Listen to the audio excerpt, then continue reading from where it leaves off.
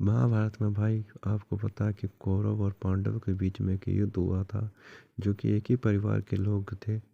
इन आपस में भाइयों की इनकी लोगों की लड़ाई हुई शुरू, जिस कारण ये महाभारत का युद्ध हुआ। इसके बहुत से कारण हैं, जैसे कि द्रौपदी का अपमान करना, अपने ही भाइयों को सुई बराबर जगह ना देना, दुर्योधन के द्वारा अर्जुन को, कई सारे कारण होंगे जिनसे महाभारत हुई। तो जानते हैं भाई कि महाभारत में पांडवों की जन्म कैसे हुआ। तो आज ये वीडियो में हम बात करेंगे महाभारत में पांडव का जन्म कैसे हुआ था। तो पांडव हस्तिनापुर के राजा पांडु और उनके दो पत्नियां कुंती व माद्री के 5 शक्तिशाली और कुशल पुत्र थे। महाभारत युद्ध में युधिष्ठिर, भीम, अर्जुन, नकुल और सहदेव, ये 5 पांडव सबसे अधिक सराहना के पात्र रहे। इनके जन्म की कहानी न सिर्फ दिलचस्प है बल्कि हैरान कर देने वाली भी है। एक बार राजा पांडु अपनी पत्नियों के साथ शिकार करने के लिए जंगल में गए। राजा पांडु को वहां एक हिरण का जोड़ा दिखाई दिया जो एक दूसरे से बेहद प्यार करता था। जब राजा की नज़र उस जोड़े पर पड़ी तो उन्होंने तीर निकालकर नर हिरण को निशाना बनाया और तीर छोड़ दिया। तीर सीधा हिरण की छाती में जाकर लगा। वह हिरण कोई और नहीं बल्कि हिरण के वेश में ऋषि किदंबा थे।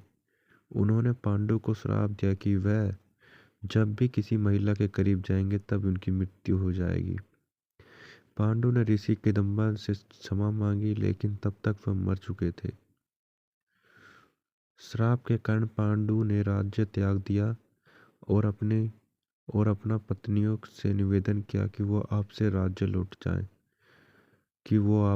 राज्य लौट जाएं। उन्होंने मना कर दिया। कुंती और माद्री जंगल में राजा पांडु के साथ ही रहने लगी। उस समय उनकी कोई संतान नहीं थी।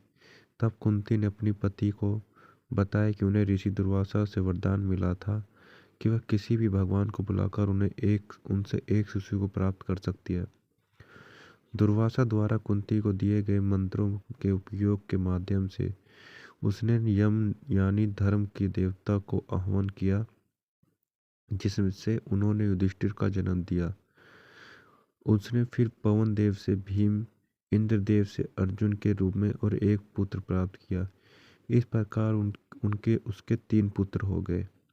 लेकिन माद्री उसके भी एक भी पुत्र नहीं था। तब कुंती ने माद्री को भी मंत्र विद्या सिखाई। मंत्रों की मदद से माद्री ने अश्वनी कुमार को बुलाया। उन्होंने उसे नकुल और सहदेव पुत्र के रूप में दिए। इस प्रकार 5 पांडवों का जन्म हुआ। देवताओं से प्राप्त सभी पांडवों को देवता की तरह दिव्य गुण प्राप्त थे। तो भाई ऐसे हुआ था पांडवों का जन्म। राजा पांडु को एक भी पुत्र नहीं थे। ये सारे पुत्र भगवान के मायावी थे, भगवान के द्वारा दिए गए पुत्र थे, जो कि माता कुंती और इनके मंत्रों से बुलाई गई, माद्री के मंत्रों से बुलाई गई नकुल और सहदेव, और बुआ कुंती के अर्जुन, युधिष्ठिर और भीम थे। तो उम्मीद करता हूँ गाइस आपको पता चल गया होगा कि पांडवों का जन्म कैसे हुआ था। अगर वीडियो अच्छी लगी हो तो वीडियो को लाइक कर दें। चैनल पर नए हैं तो चैनल को सब्सक्राइब कर लें ताकि आने वाली वीडियो नोटिफिकेशन आपको मिलती रहे। तो मिलते हैं गाइस नेक्स्ट वीडियोज़ में।